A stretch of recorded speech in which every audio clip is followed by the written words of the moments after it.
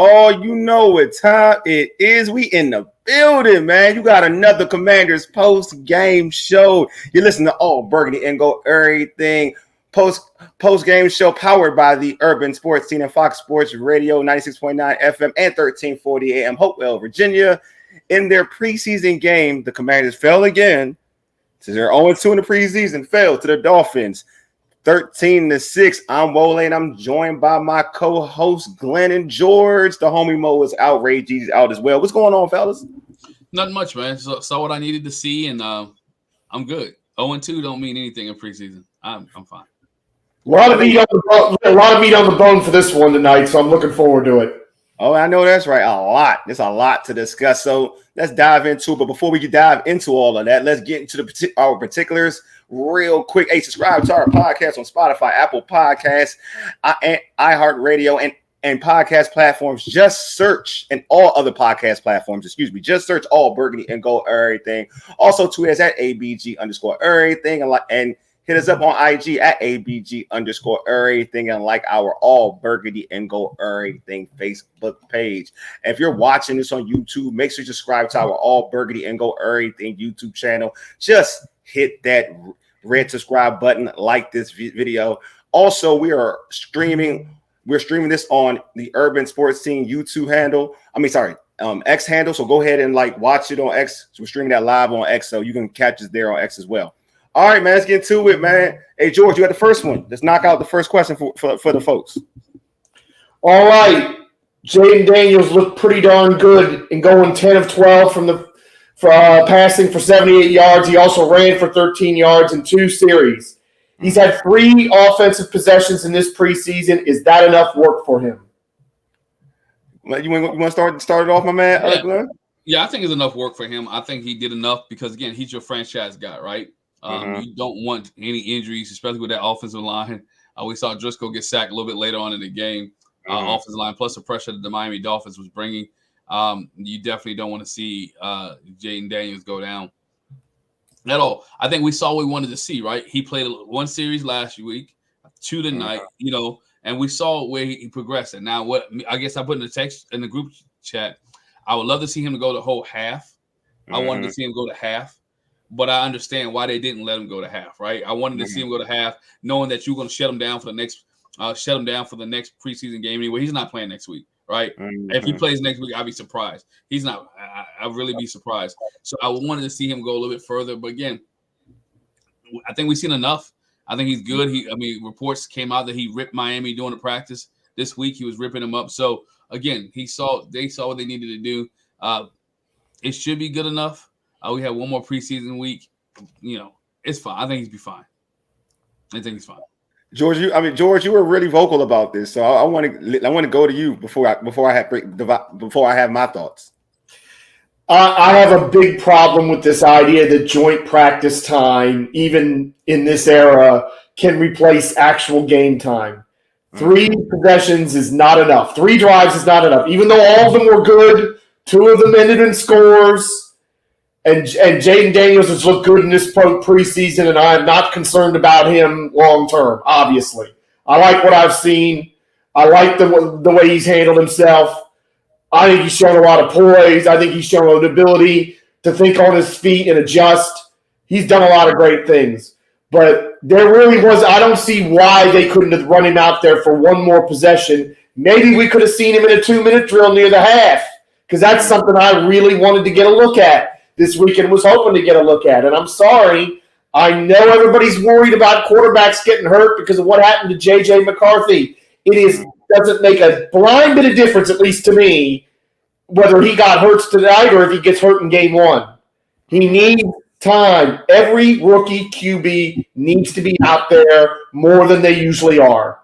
And we already gone over the other examples. We're not going to go over it again. I would have liked to have seen him play a whole half like Glenn. I would have liked to have seen 2 possessions out of him last week like you did, Wole, and I think Glenn was of the same mind on that. I kind of wish he would play next week. I know it's not going to happen. Rookie quarterbacks need live ammo, need to face live bullets. So, yeah, that's one of my bigger negatives about tonight is that he only played the 2 possessions. And folks out there in the chat, man, I want to know what you guys think. Do you think would you have liked to see Jaden out there a little bit longer? He had 2 good series, you know what I mean. So I did like what he did. I'm with Glenn. He looked calm, cool, and collected. Just for me as an old, I guess I'm old school now, right? I would like for him to see, because it's the third. It's in essence, it's the in between preseason game, right? So the thought process with this would be the dress rehearsal game, right? And I would have liked to see him out there a little longer, you know what I mean? Because he's like you said, George. There's nothing wrong with getting extra work when you're a rookie. It's not like you're a vet. When you're a vet, yeah, I think you can kind of lean towards like, all right, 1-2 series or whatever. But you haven't proven anything in the NFL yet. You know what I mean? So it would be cool to see him out there a little bit more. I get it, though. I'm not going to hold y'all and say, like, I don't understand. I get you just saw what happened to J.J. McCarthy with the Minnesota Vikings. I do get the thought process of I don't want to lose this guy because he's obviously the best quarterback on this roster. That's the thing. He is obviously by far the best quarterback on this roster. So you don't want to lose him in this, on some fluke injury. So I get it. But in terms of my mindset, I'm always like, you playing football, man. You already know what time it is. Football, people get hurt. I mean, it's unfortunate, but you signed up for it, right? You signed up to play football. Football isn't a soft sport, regardless of what they're trying to do in terms of rule changes. It's still a contact sport, so you can get hurt. You know what I mean? But yeah, I kind of would have liked to see Jaden out there a little longer because I would have liked to see him have a touchdown drive, because it was leading towards that direction. Because I mean, we'll talk about the kicker later, and it's kind of a fear I had, but I've been saying prior. But Jaden was great. He controlled the offense. Obviously it looks like he has great chemistry with De'Ami Brown. Like anything, like I said on our prior show when we were talking about training camp, my day at training camp, he just looks comfortable. He looks like he fits in. He's a solid quarterback. What we saw is what we heard about him during the draft process, what we saw in the first preseason game, we heard in practice. He gets the ball out quick. He's accurate. You know what I mean? And he was tested in this game, which I did like. He didn't. There was 3rd and long. He took what the defense gave him. He didn't try to get a big chunk play, and he got him in field goal position for the kicker, and the kicker did the kicker things. He did the kicker things, but he played the quarterback position well. We got to see him out. We got to see him run the football. I thought we saw a lot of Jaden. So in terms of, I'm going back and forth with it. In terms of your starting quarterback getting work and looking okay, I'm cool with it. You know what I'm saying? I'm cool with it. But different from you, George, I know it's the last preseason game, but I would like for him to see a whole half in the last preseason game. How about you, Glenn? Would you have liked to see? Well, how about you, George? Would you like to see him? No question about it. Just because the other thought is, if he doesn't play next week, it's going to be 3 weeks before the opener, and I kind of wonder about keeping a rhythm and all that. And I know it's going to sound crazy to some people because, everybody's going through the same thing, but not everybody has a rookie quarterback either. Yeah. And Tampa Bay's not starting a rookie quarterback, by the way. Their quarterback's a veteran now. He's been in the league that long that, he doesn't need to play as much time. So I kind of wonder about, us taking the field down there in Tampa, and if our starters haven't played in 3 weeks, there's a question about there. Believe it or not, it's kind of a question about rust, even this early in the season. So I'm with you on that, but we know that's probably not going to happen, unfortunately. Well, according to, if you listen to what Coach Quinn stated, he made it seem like they're going to get ready as if they're getting ready for a real game for this week. He made it seem that way. Now, does that mean that's within practice? That's with the routine? Does that mean in a preseason game will he play longer? Will he play the length of the game? I don't know. But the way he sounded during his presser prior to this game, the way he made it sound like he made it sound like Jaden's gonna if you're going taking from the verbiage, it made it seem like, okay, Jaden could see a whole half this game against the Patriots. Well, again, I would not be opposed to it at all. It would be considered unusual, but again, we're treating the preseason. The frustration that I have, and this is where it comes from, honestly. is that we have watched, and we can't put this on this regime, this is previous regimes, but Washington's been notorious for being bad in week one because they've essentially wasted the preseason. Now, I'm not sitting here and saying they've done that because it's obvious that they haven't done that this time. But if you're trying to get ready for week one and you've only got 3 games and you've only played, you've only thrown 15 passes in preseason, is that enough? It just isn't to me. It's not. What about you, Glenn? What's your thought, man? To me, I think it's enough for what you have, right? I don't need him as a guy. I don't need him to play snaps in this third game. I know it'll be multiple weeks before he plays again. But you had guys like you also have the guys that need to make this football team. That's true. Right. That needs to play. You already know Jaden Daniels is on this team. You already know Marcus Mariota is number 2. We know Driscoll should be 3, but then the question comes: will they keep 3 quarterbacks? Right? Driscoll go down to the practice squad. So you need other guys to play in order to see what they look like.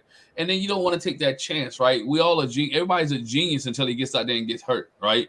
It's good to say, right? And then the question, then Dan Quinn doesn't need that on his regime coming into the season. Like, why did you play? I do agree with that. Mariota needs to play, right? Because he hasn't played that much. Right? Breaking command. I'm with breaking command on that. Yes. He needs to play next week. It should be Mariota and Driscoll needs to play, and you have Worley come in, and towards the end with those 2 guys, because again, you may get something for Driscoll. Driscoll is going to be a good backup just in case Mariota doesn't get healthy and stay healthy, right? Because Driscoll had a great night tonight. We've seen some things from him, right? We saw him run.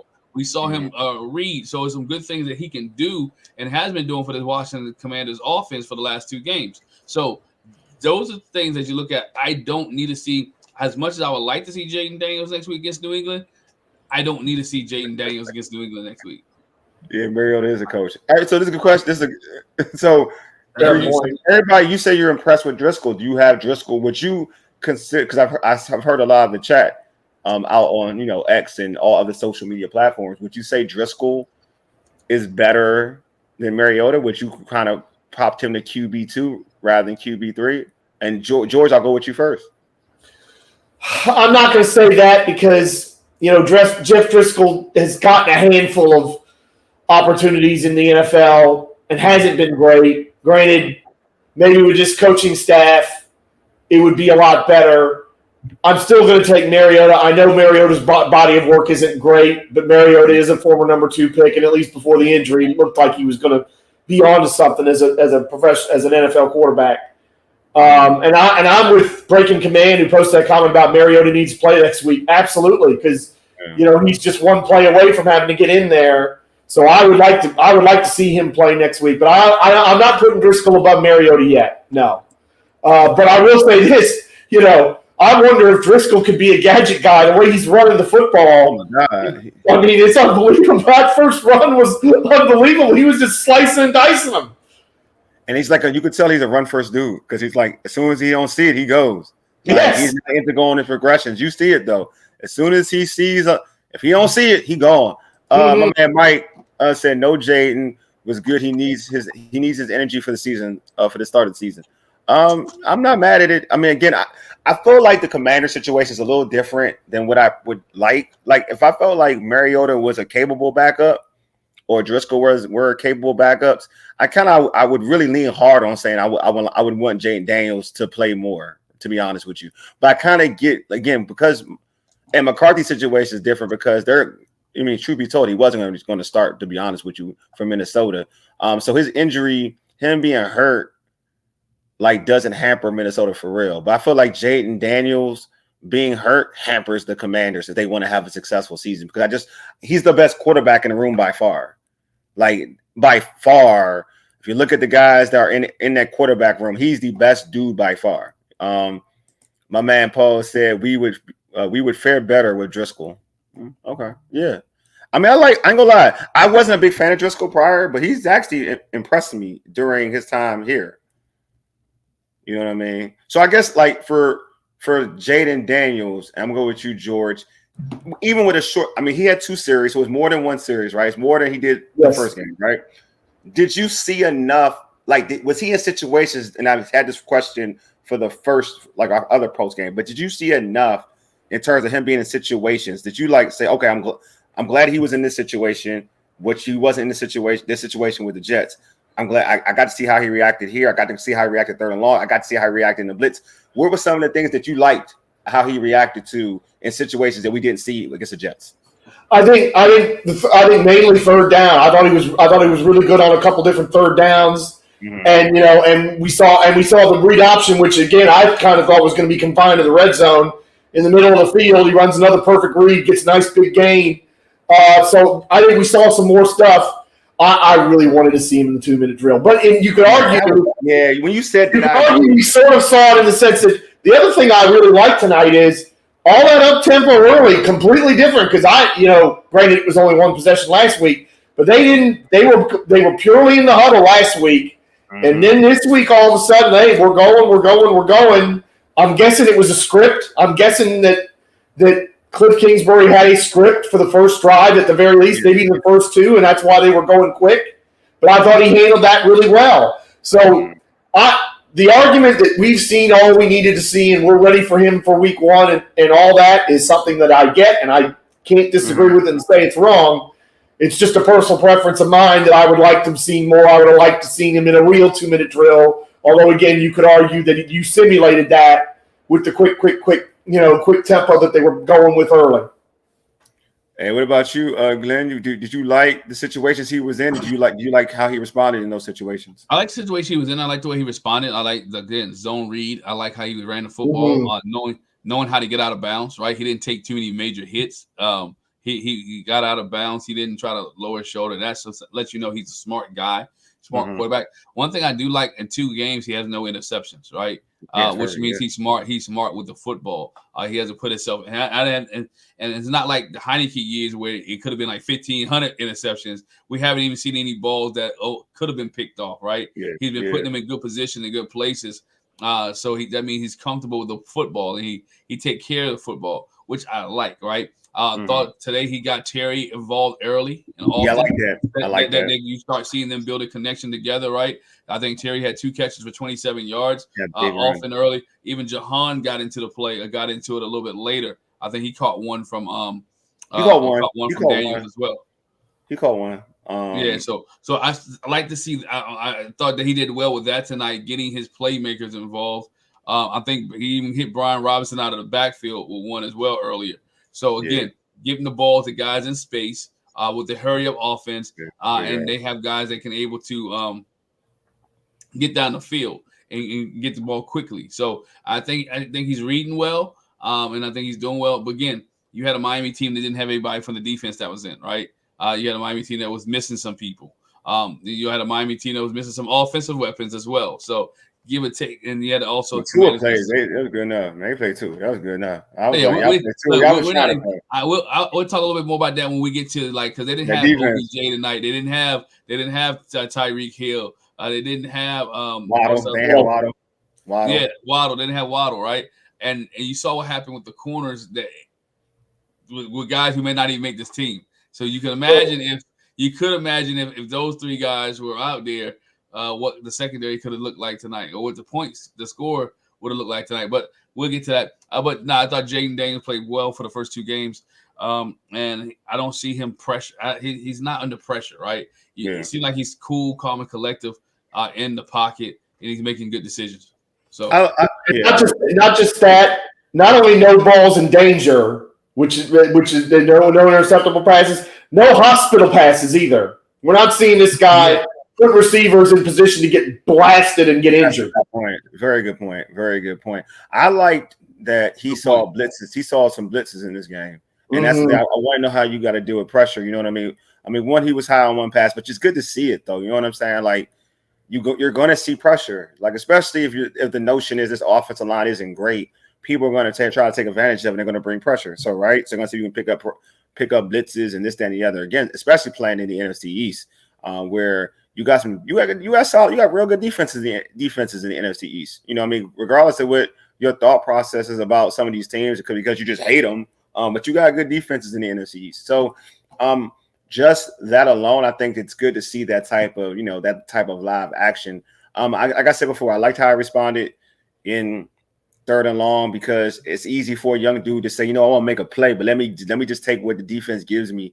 You know what I mean? Not try to force anything. It goes to what George is talking about, like not trying to play hero ball. And that's something I saw too. I don't look at him as he has the skill set and the ability, but he's not a quarterback that I've seen like so far that's trying to play hero ball, which I do like.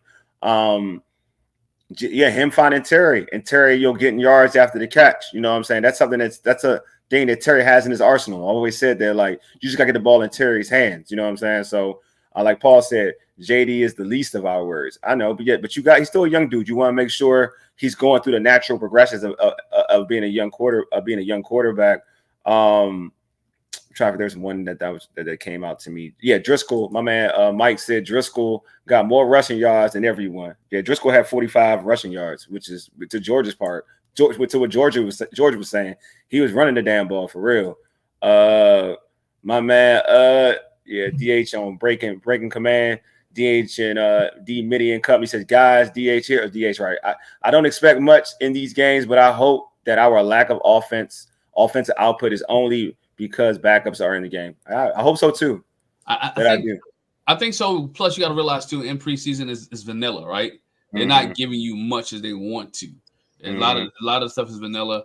You do have backup. I would have liked to seen them again in the red zone score more points. But again, that is play. They hurt themselves in the foot. I think it was a penalty. Penalties that made them go back. They was on a drive. They were down and was inside the 20-yard line.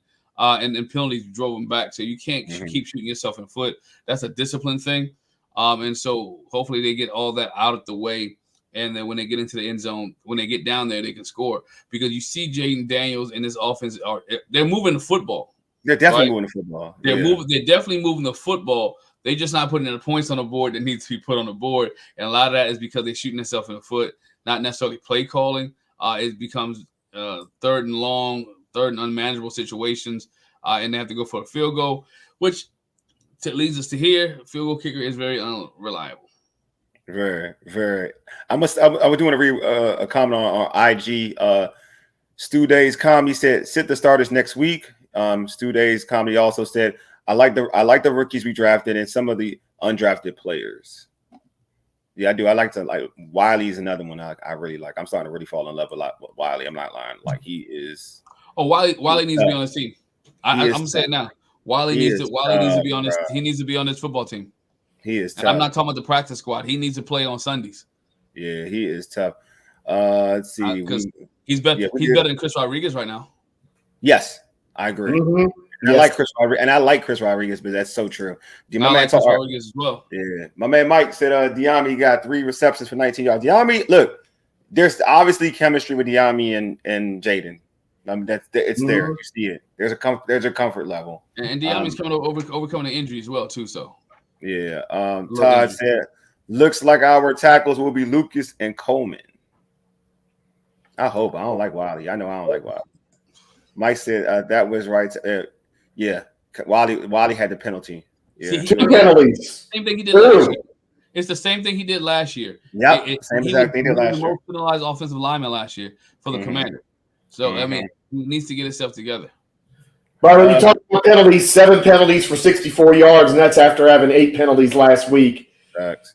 And this was, I think, that we were the most penalized team in football last year, or close to it.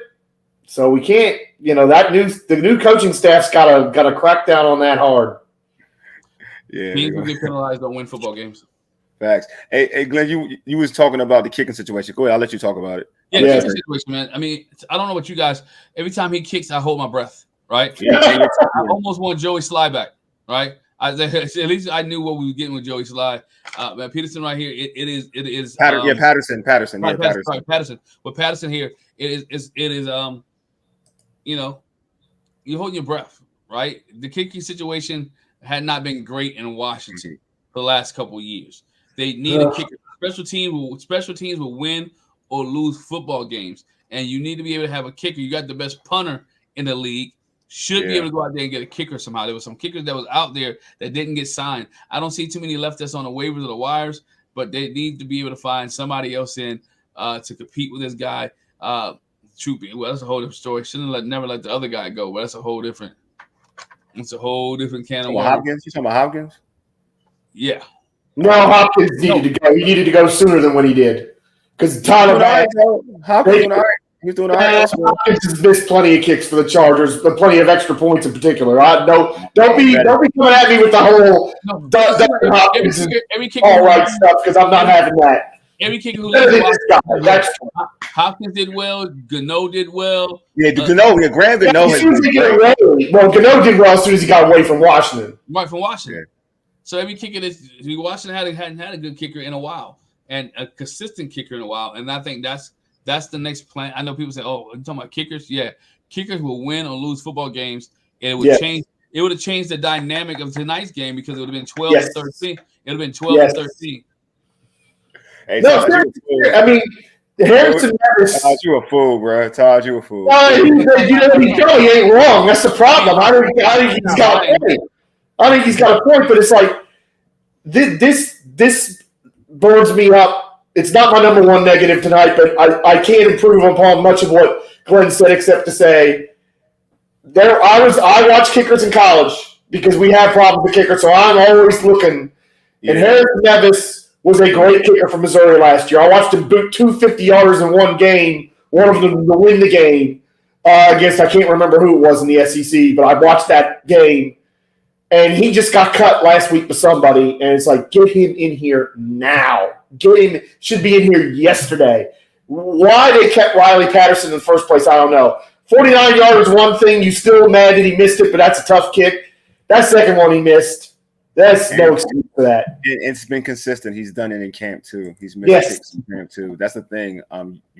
It is what it is. Timothy Park said, they will pick up Anders Carlson or Greg Joseph, whoever the Packers cut. Possibly. Yeah. I mean, anything is better than what they have now. Let's keep it. Yes. Anything is better. Anything. DA says as long as kickers are able to score points, management has to invest just as much resources in finding their guy. We need one bad. I agree. I think this is the point I made. This is the point I made before. Like you have a rookie quarterback. You don't want to put that much pressure on the rookie quarterback to feel like, all right, I can't trust my kicker, so I gotta be Superman for real. Like I have to do what it takes to score, or I gotta do this because we can't trust this guy. And because I'm not trying to be disrespectful, but that guy's dead weight. You know what I mean? As a player, you're gonna feel like I gotta do more. Like I can't have him out there kicking a 40-yard, like you said, like Glenn said, you can't trust him. Like a 40-yard field goal, and that's supposed to be a chippy, and you can't make it. If I'm Jay Daniels, I work hard for this drive. Like I ain't gonna get 0 points because of you. I'm gonna take matters in my own hand, and I don't want him to feel that type of pressure. That's too much. Like you, as a football player, as a quarterback, you get there's certain downs that are hard to get first downs, right? But if you can get in a scoring situation, yeah, like your job is to get your team in a scoring situation and kick a field goal, a chippy, that you did your job. But if you can't trust your guy to make that kick, you're putting pressure on him. So I'm with everybody. Like this kicking, to me, kicker for Washington, I don't know why we don't take it serious, but we need to start taking it serious. Like like DA said, like there's points, man. It's points on the board. It's sad that the franchise that essentially invented special teams as a difference-making unit is now been one of the worst special teams. Has had one of the worst special teams for really most of the last 20 years. It's insane that, I mean, it was George Allen invented special teams as a difference-making unit. The first team to have a special teams coach, and now it's so frustrating that it can't be better than this right now. And I agree with Paul. Points are going to be a premium. When you have a team like this who can probably put some points on the board, defensively, every point is going to make a difference, right? This team, I think this team will be involved going into the fourth quarter in a lot of football games, right? Yeah. In the fourth quarter. I think they will be in a lot of I agree with you. I agree with you. Last year, there was a couple of games where we turned that bad boy off and turned the channel. Yeah. You're just watching for the reporting factor of it. But I think this team can be involved in a lot of close games. And it's going to come down to that, having confidence in a kicker who's able to put it through the uprights. Yeah, I agree. So usually, what he did. Well, let's stick into the negative. Let's stick into the negative part of this game. Because usually I like to go with the positive first, but I see a lot of negative comments about certain performers. So let's go into the negative part of the game. For you, man, like who had a rough night today? Like, and I'm gonna start with you, George. Other than we talked about the kicker, so we don't gotta talk about him. No. I got somebody that's even above him. I hate to say it too because I have been rooting for this guy the whole time, but man, Kazmir Allen had a bad night. Kazmir Allen, and I hate to bring this up because people are going to say, "Oh, that rule's stupid" and all that, but it started on the opening kickoff. Yeah. You got to know the rules, and you got to understand, and those little details matter. And he lets that ball. He could have fielded it. You're supposed to field it. He lets it go through the end zone, so they don't get the ball at the 30. They get the ball at the 20. And you're saying, what's the big deal about that? Those details are important. If you're a marginal player trying to make this team, you got to know that. And then, his other returns weren't great. That's not all his fault. And then he gets that big chance at the end of the game, and he fumbles it. Yeah. And he's running the ball well, too. I'm so like his first two runs are really good, and he lays the ball on the ground for a turnover, and I'm just like, damn. Damn, I know, right? You feel bad. Hurts. Yeah, you feel bad for him. I feel bad, but again, running backs on this team are a premium position, right? And you got to set yourself apart. And Wiley's setting himself apart from everybody else to be that number 3 guy, right? So I mean, Kazmir Allen, he was on practice squad last year. He might be on a practice squad this year, or he might be on somebody else's practice squad based off his performance tonight. So. So let me read these chats because like I'm loving it. I'm gonna start with my man Taj. Wiley, whatever way you spell it, sucked. Yeah, Wiley does suck. Yes. I'm so sick of him. I'm not gonna lie to you. I'm over Wiley, and I usually not to be that blunt, but I'm kind of over Wiley. Mike said, "We need to get rid of St. Juice. He got burnt as usual." All right, so this is like the St. Juice thing, like He just don't have. I'm gonna lie to y'all. That man just don't got no ball. Pause. He don't got no ball skills. I ain't gonna lie to you. Right? I thought you might say he had no balls. Yes, I said pause. You know what I'm saying? Like he and it's like he does this it's consistent. Like you can't say like, all right, that it was just that play. With him, it's like when the ball's in the air, he gets nervous. Like it's like he panics. You know what I'm saying? So it's just like when you watch him, when the ball, like any deep ball out there, it's like, all right, he ain't gonna respond right because either he grabs and gets you a PI because he's panicking, or like he can't locate the ball. You know what I'm saying? So like I'm with you. Like I ain't gonna lie to you. I've never been a biggest St. Juice fan. I'm the only reason why I try to give him I give him the benefit of the doubt with this staff is because he fits like that Dan Quinn type of corner, right? From Seattle and whatnot, that lengthy corner who's like grabby and whatnot. He fits the Dan Quinn cornerback. But I've never been the biggest St. Juice fan. I'm not gonna lie to you. I don't think he's a true NFL starter per se. I think Washington he would be solid, I guess, on a great defense. But it's not a great defense. I think he'd be solid like on a really good defense. But it's right now at this point in time, we don't know what this defense is. And this defense needs their corners to play at a higher level.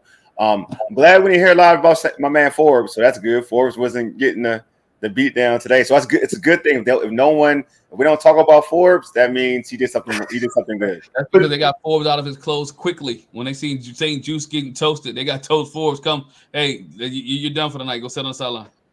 I mean, Benjamin St. Juice, and that particular play that everybody's talking about, he loses that play right at the start. He gets juked right away, and that was another thing that was bothering me all night. Yeah. Every one of our corners are letting these guys just get whatever release they want to. Yeah. And you're behind the 8 ball, and you're behind the 8 ball 2 seconds into the play, and of course that's not. It'd be one thing if that was Tyreek Hill or Jalen Waddle doing that to you. That's Tyreek Hill or Jalen Waddle. They're amazing. That's River Craycraft that's juking you. Mm-hmm. Oh, what is that? Because he's not. I mean, he's St. Juice. Like, What we like? I think we overhype St. Juice. Yes. We do. I mean, I'm just gonna be honest with you. Like, it's because he plays physical, whatever. But I feel like like we've been blessed with good corners in DC. You know what I mean? Like we have, and like I've grown up. I had Daryl Green, Champ Bailey, Sean Springs was good. Carlos Rogers was good. People trying to ill on Carlos Rogers, but he was good. He was good. Like, Josh Norman, his first year was solid. After that, first year was good. Yes, and then he got hurt. We've had like a good corner. Like people may hate on him eventually, but we've had some good corners. It's like what Lake said. They're good in Washington. Tracks. Right? I know They're good in Washington, but when they play in the other place, will they take somebody else's job that's a starter?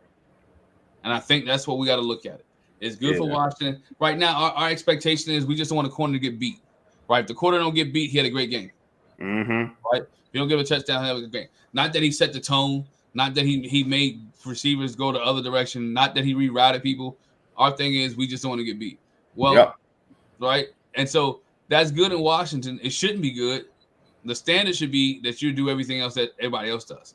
And maybe we need to get that corner who can lock somebody in, who has the attitude, who play like the dog, who can do some things like that. But right now, St. Juice is not the guy. Emmanuel Forbes is hit and miss, right? And there's really no crafty veteran there to help them out. Hey, my man Todd, we said St. Juice treats the football like Wizards treat wins. He catches them every blue moon. Not wrong. I mean, that's the other thing. You talk about St. Juice being physical. You're right, but he ain't physical at the line. No. I mean, can you chuck a guy once in a while? Can you knock a guy off his route once in a while at the start? I don't care if you get a holding call. At least I know you're doing something. Yeah, no, I agree with you on that. This is my man Timmy. This is one for me. So we'll get in this. Timothy Park. Tinsley had too many drops for my liking. So all right, I thought Tinsley had like a good camp. Like I've heard, he had a good camp. And he's had a lot of potential in Penn State. He was one of the better receivers at Penn State, but he definitely did himself like he had a bad day. Like that pass he dropped from McSorley that he probably would have scored, to be honest with you. He would have scored. He would have came down in the end zone. Scored. Yeah, he would have scored. And then they're going for two. Like I think he pretty much lost. I think he's cut now. I think he put himself on cut. He's on cut mode. I'm not gonna lie to you. I think he put himself on cut mode because I do think that if he made a couple plays, it would have positioned himself in the practice squad or whatnot, and maybe he could still be in a practice squad. But I do think he's positioned himself for cut mode. And that ain't a perfect pass, but it's a catchable pass. Hey, if it touches your hands, you should come down with it. Oh, Mike said on that St. Juice play, where was the safety help? I don't know, but he got beat off the rip though. I'll say that much. For St. Juice, he got beat off the rip. I don't know. Like, I'm with you. I mean, I know what you're saying, but he got beat off the rip. Did our rookie? Yeah, he did. Tosh, he did. Benson, he played. Senate played. I'm gonna say something to read with my man about we're still on cornerbacks. Paul said our best corner is the rookie. You know what school he went to? Go Blue. Y'all already know what time it is. Mikey, one of them. Mikey a champ, bro. You already know. Mikey a champ. Mikey's in the positives tonight. Mikey's definitely in the positives. Mikey was in the box. Mikey was in the fire. You know what I'm saying? Yeah, Paul, go Blue, because Mikey was in the fire. Mikey wanted smoke. You can't, you know what I'm saying? Mikey wanted smoke. That's what Mikey was doing. Mikey wasn't just like Mikey in a pretty boy corner. Mikey wants smoke. You get down there, Mikey, he out there to fill the box. He out there to try to smack somebody. Mikey's impressive, man. Like I like how they were using him too when even as the even as things went further on, Mikey was now starting to he started to now play. He was playing some outside too at the same time. So I did like the way they utilized Mikey. But yeah, so let's go into Paul. Yeah, I like that. Yeah, man, Mikey, look, man, when you a champ and you win national championships, that's what you do. We go Blue, you know what I'm saying? That's what we do. Okay, we're getting a little overboard. You ain't vibing, go Blue. You ain't vibing. All burgundy and gold. You ain't with it. Oh, sorry, you're right. It's all burgundy and gold. Let me, you know what I'm saying? But like the blue and the Commanders, Redskins, they go hand in hand. We had Desmond Howard, John Jansen. Like this is what we do. Like we go hand in hand. So does Mikey only play in the slot? He can play outside, but he'll be slot though, for real. He'll be in the slot. He'll be a nickel. Paul, Dolphins didn't even throw his way. I know. He's one of them. Yeah. No, but he filled the hole on that one first. I think it was third and short. He stuck his nose right in there and stood. I think it was Mostert. I might have been the other one. Yeah. He stood him up. Yes, he was very physical, like very, very physical, which I did like. My man, Gearsell, what's going on, bro? He said, "Go Blue is the truth." BSW wears a corduroy turtleneck on game day. He does though. He's a pretty boy. He does though. Yeah. Yeah. I mean, Jahan, this ain't a big deal. He didn't get that many targets, and he was open on one play. He wouldn't have any targets. Yeah, I don't get like the play that Jaden went. I think he went to. I think Jaden checked down. I think Jahan was about to clear out. So if he waited, Jahan was going to be open. It don't really matter. Like, I mean, and Jahan didn't do nothing wrong. It wasn't like he didn't get open. So I know everybody wants to be on this Jahan narrative, but if you look at this, the way they ran, the way the liners worked out, you can pretty much see what time it is. You already know that Jahan's cool. I really hope we don't have a week of, after we had a week of, wow, Jahan played all these snaps. What's going on? Yeah. I really hope we don't have another week of, well, he only played one series. What's going on? So you already know what time it is. It's not a thing anymore. Like, you know what time it is. Like I think my thought process is, like, I don't think they thought it was a big deal, period, anyway. And until, like, the media started blasting it, and now they're like, no, that's just dead. That's dead, this whole thing. Because the way, if you look at the only thing you could say is, like, Diami looks like he's going to be, like, the quote-unquote number 2. Like, it looks like it. He started off. They went in the first series. They went in. I think it was two tight end sets, or maybe 3. 2 tight end set, and it was Diami and Terry on the outside. So I'm cool with that. Yeah, but he barely played. Paul, no real talk. If you watch, he didn't play the whole half. He didn't play the whole half. He didn't play the whole half because he was already had his head. Cause I paid attention. I watched it. He had his helmet off for most of that. Like, I want to say he may have played like most of the first quarter. He played maybe a little bit of the second quarter, but that was it. He didn't play the whole half. I could be wrong. Hey, you know what? I could be wrong, but what I saw, he didn't play the whole half. He played more last time. He had 3 targets, 2 balls thrown at him. Yeah, like, and one, and to be real, and not to be like, one, Jaden overthrew him. He was open he didn't do anything wrong. He didn't do anything wrong. Like, I feel like he didn't do anything wrong. He's not in a position. Put like this, he's not in a position where he has to make special plays in preseason. He doesn't have to make special plays. He's not getting like cut. Tinsley. Yeah, Tinsley has to make special plays. Like, even Olamide has to make special plays. He does. Like, he's gonna make the team, but he has to make special plays to jump Diami. You know what I'm saying? So he don't have to. He just has to make the play. He has to make the play. Like, he can't drop passes. He has to run the right route. He has to be in the right place. He has to get open. That's all in all. That's it. And if it's on tape, he's open, and Jaden decides to go elsewhere. That's not his fault. Yeah, not his fault. You know what I'm saying? Charles, the media, LOL. Who, Grant or Chris? Wait, who? Go ahead, bro. No, we're not there. I ain't going there, man. I ain't going there. I ain't doing that. We ain't doing that, man. Taj, we ain't doing that. I know we trying, we ain't doing that. Here you go, Taj. I'm not mad at Jahan. He is what he is. He is what he is. I'm mad that he was drafted too high, which fit a pattern by Ron. Yeah, I wanted somebody else. I ain't gonna lie to you. I wanted somebody else. So good. I think I told you that draft wanted a linebacker. Yeah, I didn't want the receiver.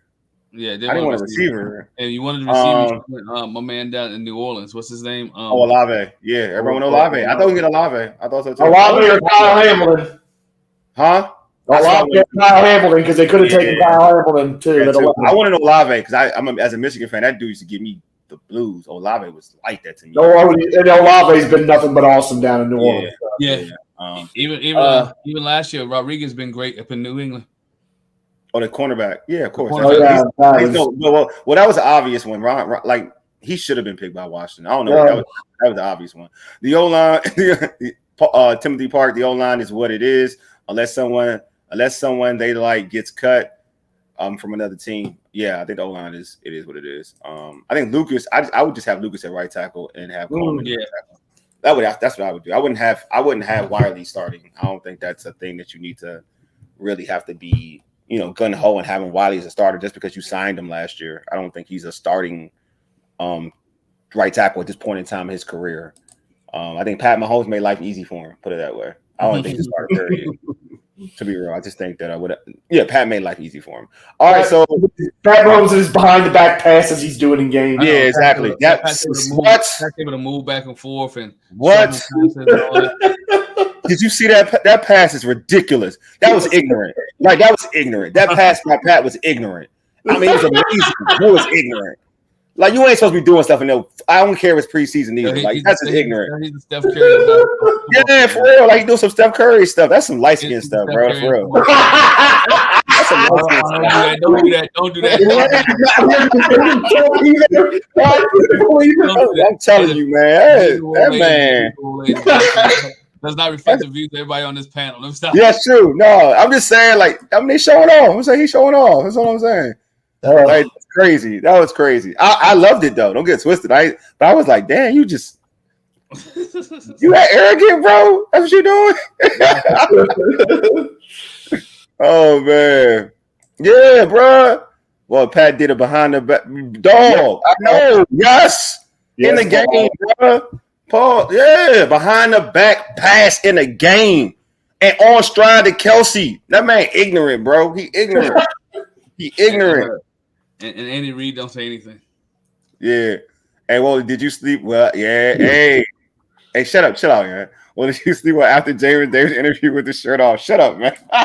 We ain't doing that today. We're not doing that on this show. That was on the other show. We ain't doing it on this show, man. No, can we talk about Jamin Davis? Let's talk about it. Let's go. Who stood out to you? Yeah, who stood out to you, bro? Go ahead. Go for it, bro. Go for it. Oh, I'll tell you this. I don't know if we need to see Jamin Davis at linebacker again. I don't know if he didn't just play defensive end from now on.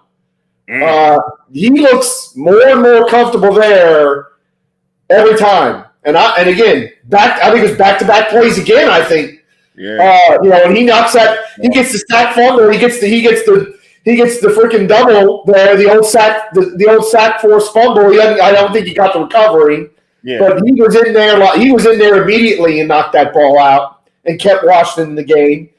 And I'm seeing a guy, and it just makes you wonder why it didn't occur to the previous staff to do this, and maybe why it didn't occur to the staff at Kentucky. He looks more comfortable at defensive end than he's ever looked at linebacker, and he doesn't have all the moves yet, but he's got more moves than Chase Young had, and he looks like he's on a regular basis. We're not gonna do that. It's preseason. We're not gonna do all that, man. It's preseason. You knew I was coming in, but the reason they didn't move him down like that last year was because of guys like Chase Young and Montez Sweat. You had defensive ends, and so you needed this guy to play linebacker because you remember last year they didn't have a linebacker. We had Mayo and Barton. Yeah. Right? So you couldn't take Jamin Davis and put him down there I know, at right? an end spot. Shot fired. I know. So you had to keep him in the linebacker spot where he needed to be at. But he looks a natural. I think he should be still playing linebacker too. I think this is just good for him that he can do more. I'm just serious. Like he can do more now. Like we talked about it. I'm not calling him Micah. They're different. Micah's an animal, but it's good to know that you can now move him around and you can make him now a weapon because now he's learning how to be a pass rusher too. And he still has linebacking, pedigree because he played linebacker in Kentucky and he played with, and he's got, like I said, he's gotten better at linebacker over the last 3 years. And now, he can add this to his resume. So I think this is good for Jamin, man. I'm happy for him. I'm happy he had that play. He stood out. I mean, he consistently he's a guy that I know a lot of people try to push the narrative that he won't make this team. But I think like George said, he's showing you flash places where you're like, nah, we got to dead that narrative. I got to dead that narrative because the last two preseason games, he's made plays.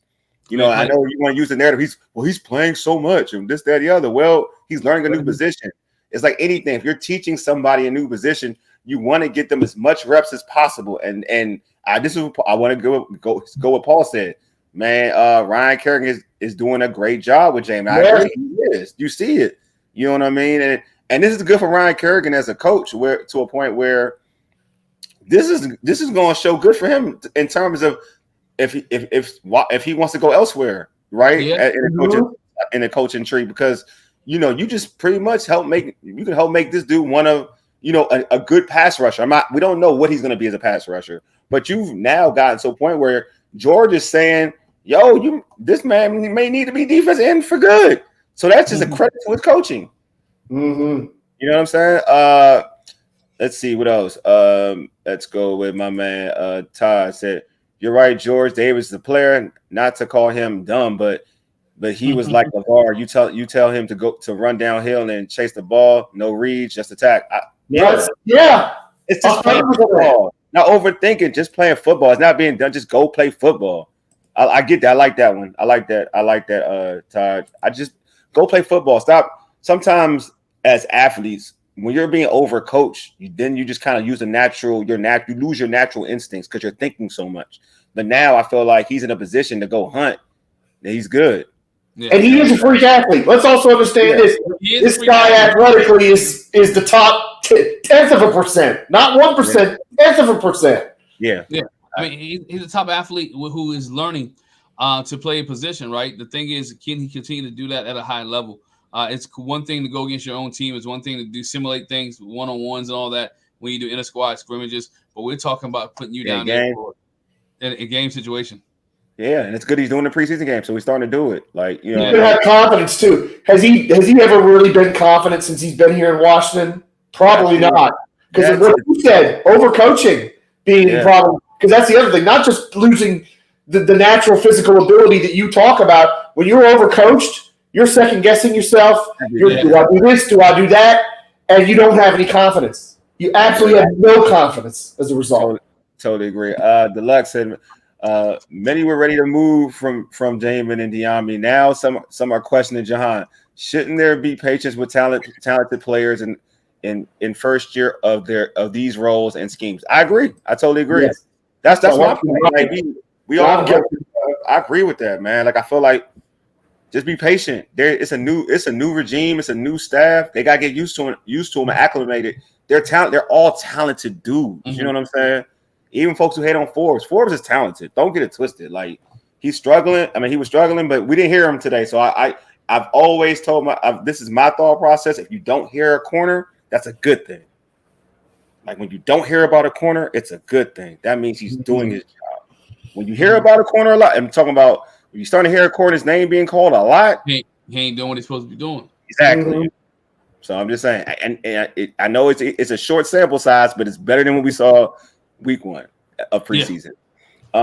Timothy, at least you could cure a lot of that too. If the front four, when Deron Allen and when Payne come, and you can get pressure on the quarterback, they won't have all that time to sit there and throw the ball. So I'm gonna give our corners a little bit of a slack there. That there was the D line and the rest of the defense wouldn't give them the push they needed to get. Yeah, Timothy said at least we have a better quarterback than the Giants now. The Giants got a trash ass quarterback. Excuse me, like that trash quarterback. It ain't gonna be long before he's a better quarterback than the one in Dallas and Philadelphia either. Yeah, what you about to say, Glenn? No, I was just gonna say, we said quarterback, right? Cornerbacks, right? Yeah. Our cornerbacks just need to be able to.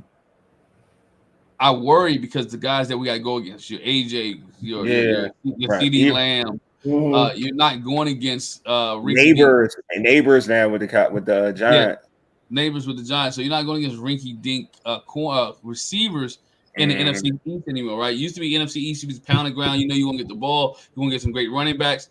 Now you have receivers who are going to go get it. You have receivers who can outrun you. You got receivers that's going to be physical, right? We saw how Emmanuel Forbes got manhandled last year, right? So You looking for those type of guys that can be physical, right? Jam somebody on the line, ride them down a little bit, redirect them, give your defensive line time, opportunity, and chances to make a play, make a defensive play or get a defensive sack. Those are the type of things that you're looking for. And the corner's got to continue. Don't gamble. Just play. Look, you got one rule. Cover the guy. That's it. And get safety help as well. But again, that's just the last thing I'm gonna say about the corners today. Yeah, I know. I agree. My man, a comment man, Paul put out there. So actually, Castro Fields played well. How did y'all think about Castro Fields? I thought it was all right tonight. I'm not sure about stepping up to the point where he can play regularly in the regular season. I mean, right now, I got confidence in two DBs. I got confidence in Sanders still, and I got confidence in Quan Martin. And Derek Forrest was kind of okay tonight, but I need to see more before I'm back in on him at this point. Yeah, I like Chin. I like Chin. I like Chin. And Chin, but he didn't play tonight, did he? Yeah, I barely heard. If he did, I barely saw him. If he did play, I don't think he did. You know what? I don't think he did play. I could be wrong, but I don't think he played. I don't think he did either. Deluxe put out there said, never want to hear the names of corners or O-linemen. Totally agree. Never want to. That's when you know you're doing something. That's why when you hear about Wiley, you know he was trash. You knew he was trash. You heard his name too much. It's true. Trash. Glenn, I can get you. Who stood out to you, bro? Again, Wiley stood out to me. The running back, right? Running back Wiley. We're gonna have to come up with another name for him. I'm about to say running back Wiley, man. Yeah, running back Wiley. Wiley RB. He stood out to me. Just being versatile, right? He's a versatile back. He can run the football. We saw him catch the ball towards the end of the game out of the backfield. He saw him pick up some blocks. He's very versatile. And so he really stood out to me again. I'm really high on Driscoll. He looks well, and he looks well and looks good. And I know he's not going to be the number 2, but he looks well and look comfortable in this offense, right? And that's what you want. If the third guy has to come in and be that guy, and look at San Francisco. San Francisco has a third string quarterback who led them to the Super Bowl, right? He was a number 2. He was the third guy. He was the last quarterback, the only quarterback left they had on the roster, right? That year. So again, you keep guys like Driscoll and Prudy around. Or good things may happen, right? So he stood out for me well. KJ Henry to me on defense did okay tonight. I like KJ Henry. I've been a KJ Henry fan last year. Like, why don't they play this guy, right? Why did they don't play him? Bring him in. I thought he did well tonight on the defensive side of the ball. So, we talk about Jaden Daniels not playing next week. He could play though. I'm not going to just say he's not going to play. I'm not going to guarantee that. Jaden Daniels potentially not, but my biggest focus is Jonathan Allen hasn't played a game yet, and I need to see him play. Them dudes ain't going to play. They ain't playing. I know, but I need to see them play. I need to see Jonathan Allen. I need to see. I agree with you. No, I totally agree with you. Yeah. I need to see them play on this defensive side of the ball. Do you want to see Bobby Wagner play too? Because Bobby Wagner didn't play. I want to see Bobby Wagner play again. And I know it's probably not going to happen, but again, that chemistry that will help the back. If the box can get their job done, it will help the back end. And we haven't been able to see that. So I know that was good point. Good point, though. That's a good point. No. That's a great point. I want to see. I'm with you. I want to see him play too, because I need to know like this defense as a whole ain't done nothing yet. You know what I'm saying? Gosh, do-rag, John. You're gonna be all right, bro. But I need to they haven't done anything yet. It's not proven. And to Glenn's, I want him to go into the regular season with confidence. Right. Like scrimmages they cool, but they whatever. But I wanted you to go into I wanted you had a good scrimmage, and then all of a sudden now you can match that up with a good preseason game. I do think as a unit you want some confidence. I do want to see them all together rocking. I want to see Payne, I want to see Allen, and I want to see Wagner. I want to see because we've seen Luvu, you know what I'm saying? Like, but I want to see Wagner. I want to see how they all work together. You know what I mean? Because it's hard for me to really assess. Because I ain't gonna lie to you, I'm not in love with the run defense so far. What I'm seeing, like, I'm not in love with it. But again, I have to also put out there that Bobby Wagner's not playing, Deron Payne's not playing, Jonathan Allen's not playing. Shoot, even Johnny Nune ain't playing. Like they're not playing. You know what I'm saying? So I need to, but I want to see it though. Like I do think, like again, as a unit, you kind of want to see your dogs play, especially when they're all new pieces. This isn't like a unit that's been playing together for years. These are actual new pieces. Right. You know what I mean? But also get to see, not to cut you off, also get to see what Daryl Tapp can do, right? Because remember, Daryl Tapp is a defensive line coach. Yeah. Down now. So we able to see, we talk about the success Jamin Davis is having. Yeah, it is probably a little bit Ryan Kerrigan, but it's also Daryl Tapp that's helping those guys. So I want to see how he can bring the aggressiveness. Hey, Todd said something too about Durag John. Yeah. That's the guy I want to see on the field, right? I want to see Durag John on the field.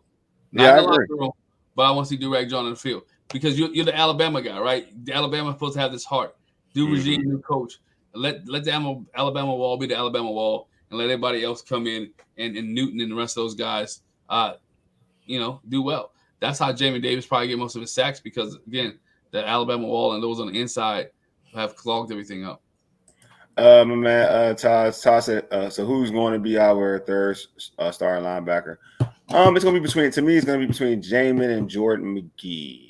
But if I had to guess, Jordan, that would be my guess. But Jordan gets hurt though, so he's been hurt. Yeah, I didn't get to see him either tonight. I was hoping to see him. It would be between those two. But if I had to bet, like they're going to use a lot of two linebacker sets anyway, so it wouldn't really matter.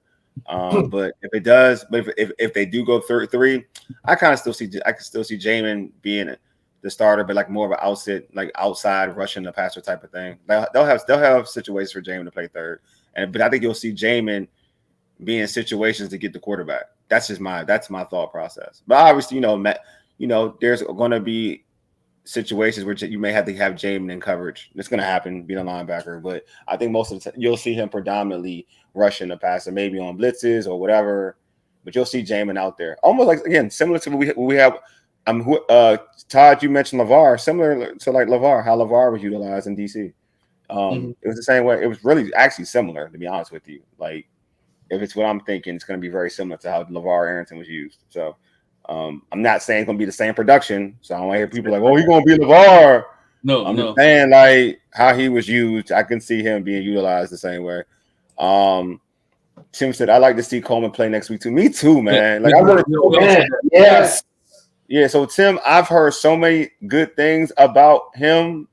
Like, when I was at camp, I was told that he is the second best lineman on the team. He needs to play. But he needs to play. He needs to play. I agree with that.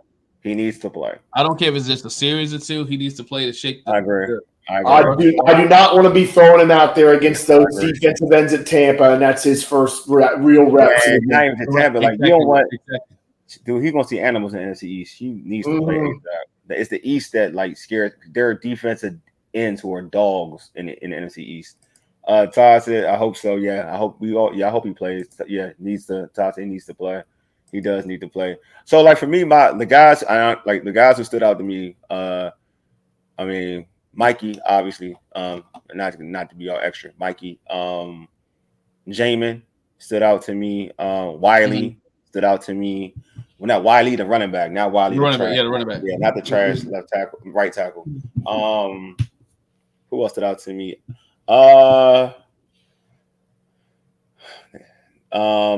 Terry stood out. I was glad to get Terry to get that work because I liked that he was getting that work. Obviously, Jaden stood out to me. I'm not gonna that's easy money. Right. Jaden stood out to me. Bates had a good game. Bates played well, though I'm always down. I'm always down on Bates, but he played well, stood out to me.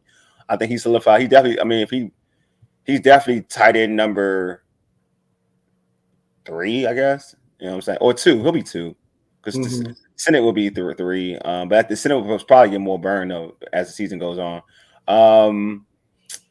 Yeah, those are pretty much it. For that stood out. Oh, Quan. I'm sorry. Quan Martin's amazing. That's what stood out to me the most. Yeah. Quan Martin's freaking amazing. Yeah. Like Quan Martin is amazing. Like this is going like I don't know. Like people love Cam Curl a lot, and that's cool. You can love Cam. I love Cam Curl too. Ron didn't get a lot right. He didn't. But he was using Quan wrong. So that's not. Yeah. But Quan could be Ron's best draft pick. Because Quan could be a star. Like he could be a star in this league. Like that play where he dissected it, and he could have had a pick if he was looking for the ball, but he was about to smack that dude. He was about to smack him. And I saw it. I was like, ooh. I was like, you one of them. Okay, I know what you are. You one of them. I got you. It's just that, and he saw it, dissected it, and he didn't hesitate. He was gone, and you saw the speed with it too. Now Quan Martin is going to be a problem, like a serious problem. Yeah, Paul. Like you see it, like he has it in him to be a star in this league. I would make the argument to say that I think Quan will be better than Cam Curl. Like he will be better than Cam Curl. Another. I can see that. Todd says Martin is the reason why Curl's not here. I heard after coaches looked at the tape, they were willing to let Curl walk. I think he could be better. I can see that. I think he's better, and right now he got a cheaper price tag. Yeah, that too. Quan and Mikey are dogs. Yeah, and Paul. I'm gonna give you some flowers. I thought, truth be told, Percy Butler played well. I like that breakup he had. Though the ball went, he had a chance to get the pick, but he did not get. He did change the trajectory of that football. And dude dropped the ball, and dude didn't catch it. But the reason he didn't catch it is because Percy tipped it. So I'm gonna give Percy Butler some flowers. I thought he played well. And I think in this game he definitely needed, especially the way things were going. I thought Percy Butler played very, very well. I did too. I thought Butler was good. I mean, what he got? He's on his third year on his contract. His third year. Butler, I think this is his third year. This is third year. His third year. So he has to show up to do something. Can't just be a special team guy. Right? You gotta. And I say this, and we said this on the podcast. With this new coaching regime, you gotta earn your keep. Yep. You gotta earn your keep. What can you do for us, right? What can you do to make this team better? What can you do to make this team not necessarily win the NFC East, but be in the picture, right? Let's not forget this team did not win any NFC, did not win any divisional games last year. So what can you do for us to be in the picture, to be able to win, to beat the Dallas, to beat the New York Football Giants with Danny DeVito, for God's sakes? You know what I'm saying? Finally beat the Philadelphia Eagles, which you had on the ropes twice, right? Yeah. So those are the type of players, those are the type of things that this coach staff is looking at. Don't think they didn't go back and watch film and like, dang, it would have made a play here or they would have made a play there. It would have been totally different.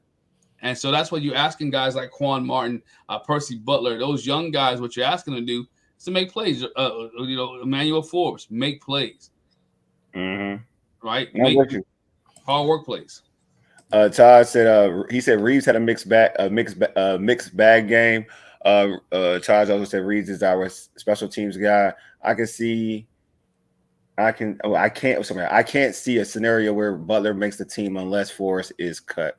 Oh, okay. I agree. I don't think Reeves is. I think Butler. I think Forrest is over Butler. That's my opinion. But I'm with that. I think if Butler, it's definitely a competition between those two. But Owens too, I think, is kind of like able to phase out the way Owens is playing. And to talk about Owens, the safety, he has a chance to beat out Butler. You know what I mean? So Owens is going to get a lot of consideration for making this team because he was about one of the only guys who didn't miss a tackle tonight. Yeah, everybody was missing damn tackles. He's been consistent though. You know what I mean? And these last two games, where to a point where if I had to say, if somebody like if they're going to keep, I can see them cutting Butler. I can see them cutting Butler. But I just want to give Butler his flowers because he did play well today. He did. Like, I think he deserves that. Well, it's about. I think we did enough. I think it's time to wrap this show up. You got something you want to add, Glenn? You got that look? You good? No, I'm good, man. I'm good right now. I just like even though some people look at wins or losses and look, the Commanders lost another one. It don't matter. It doesn't matter. You got to look at the energy and the excitement that his team came out with, right? Yeah. I looked at the beginning of the game. This team didn't come out lackadaisical, right? These guys were excited.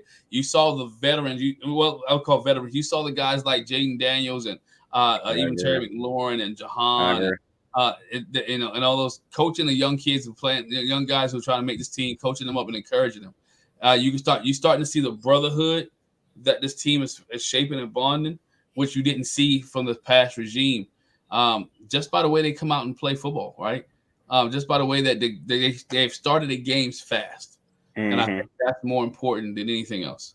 Just wanted to share a piece. All right, so real quick before we end the show, I'm gonna hear from the chat too.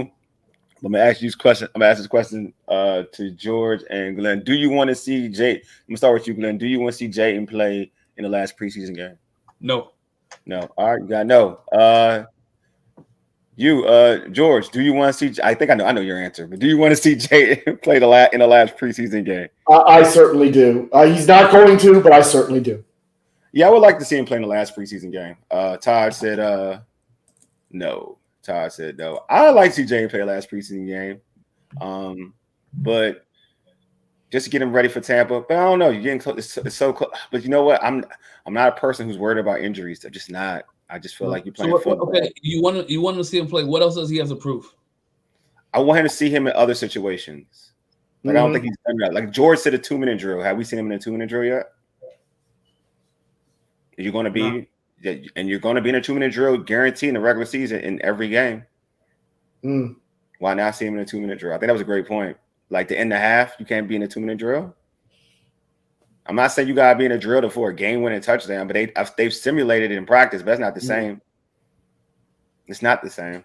You know what I mean? It's like there's something about if you look at other quarter, like there's like you saw that like before he got hurt, JJ McCarthy was simulated in those situations. You got to see even if in a 5-minute offense, you got Caleb to do it in the 5 minute. Like you can there's things that's formulated. If you watch some of these other rookie quarterbacks, they've been in those situations. So I'm not saying he's not ready. Like he showed that he's that guy as a passer, but you still want to put him in situations where you want to see how he reacts. And I don't care about scrimmages. It's not the same because when you're wearing that protected jersey, you can't hit them, and it's a thing. That's not a thing, right? Because there's something about when you know you're not going to get hit. You're going to throw the ball a certain way. You're going to still feel confident. But right. You can get hit. You're not going to – there's a chance that you're not throwing the ball the same way. That's anybody. I don't care who – my nephew plays flag football and plays tackle football. There is a difference when you know you're going to get hit. I'm sorry. It's just a difference. You don't play the same. Not – you know what I mean? So it's the same thing applies for Jayden. If you know like a blitz is coming downhill and now – but you're wearing that protected jersey – you're going to step into that throw. You ain't worried about that dude blitzing. He ain't going to hit you for real. But now you know that dude's coming. He's coming free. There's something you got to respond differently. It's got to be different. You now got to sidestep it. You may now have to really sidestep it. You know what I mean? Like, so that's all I'm saying. Like, I would like him in those situations. Deluxe said, what are you going to see from Jayden against the New England that you didn't see against the better Jets and Dolphins teams? I'm just saying situations like a 2-minute drill. I like the 2-minute drill. That's all. We didn't see him in a 2-minute drill against the Jets, but it is what it is. Maybe it's good enough. You know what I'm saying? But I personally, that's my personal thing. Like when George said that, I was like, yeah, I would like to see him in a 2-minute drill. That does make a lot of sense. You know what I'm saying? Like, because you're going to be in that. You're definitely going to be in that situation against Tampa. You're going to be in a 2-minute drill or a 5-minute drill. Like you're going to be in that situation. Let's see. Tyson. I only let Jayden play if Lucas, Coleman, and Cosby play. Yeah, they should. That's a great point too. Yeah. That's a good point. Yeah, no, they should all play. Like your first team should play. Yeah, the first team play a whole quarter. Just play a whole quarter. All you need to see in one quarter. I'm gonna say this though, for real. Be honest with you. Like again, like we've all said, they're a bad team last year. So why are we protecting them? Like why are we protecting? They're a bad team last year. Like what are we protecting here? I think Jayden has answered the taking hits and gain speed. You are not guaranteed to see every situational drill. You could definitely see a 2-minute drill though. That's all I'm saying. You can definitely see a 2-minute situation. You can. That can happen. Even if you get the ball back within a minute left, that's still just to go get a field goal in that situation. You can see it. You can definitely get it. Other quarterbacks have. Bet you he got 2-minute drill. That joint practice is not the same, but it's not the same though. Like I said, you're not getting hit. Like so, when you're wearing a jersey, the protected jersey, it's different. Like you're not getting hit, so you know you're not going to be hit. That's all I'm saying. You're right. I'm sure he got a 2-minute drill in the scrimmage. In scrimmages, they're not hitting the quarterback. No, it's There's no fear of being hit. That's the thing. You take away the fear of being hit, that changes the football play for a quarterback. Period. Period. By far. Well, it also changes what. Later on, with the offensive coordinator calls too. Yes, exactly. So if I'm bringing blitzes, right? If I'm bringing blitzes, and I know I'm not going to get hit, I'm stepping up in those passes a little bit easier and comfortable compared to if I think I can get hit. That's just natural. That's all. That's just natural. That's just natural football. So that's all I'm saying. Like, but again. Either way, it's gonna work for me, bro. I ain't gonna even hold y'all. Either way, it works for me. He plays, I'm happy. If he don't play, I'm still happy. You know what I'm saying? Yeah. Either way it works. So, but yeah, this has been a dope show, man. Thanks for the comments, man. We stayed up late to do this, man. Appreciate y'all, man. Yeah. Y'all are all cool, man. These comments are dope. Before we jet out, hey, subscribe to our podcast on Spotify, Apple Podcasts, iHeartRadio, and all podcast platforms. Just search All Burgundy and Gold Everything. Also tweet us at ABG_everything and hit us up on IG at ABG_everything. And like our All Burgundy and Gold Everything Facebook page. Hey, if you're watching this on YouTube for the first time, hit that red subscribe button, Joe. We couldn't hit it. Like the video, man. We getting close to 400. Get us to 400. I think we like 5 away from 400. So get us that subscribe button. Hit that subscribe button. Get us to 400. We damn near there. So just get us there. Appreciate everybody in the chat. Taj, Deluxe, Paul. You know what I'm saying? Timothy. Who am I? Breaking Command. Yeah, Breaking Command. My man DH. You know DH. Who am I? Mike. Gearsil. If I missed somebody, I apologize. But y'all are the real MVPs. I appreciate y'all. Oh, actually, let me go on. We had an IG. We had a couple IG ones. So let me. Stu's Days Comedy. Appreciate you for the comment, bro. Yeah, everybody, man. Appreciate y'all for tuning in. Anyway, man, you've been listening to All Burgundy and Go Everything, powered by the Urban Sports Scene and Fox Sports Radio, 96.9 FM and 1340 AM, Hopewell, Virginia. For ages. You dig? Deuces. We are out.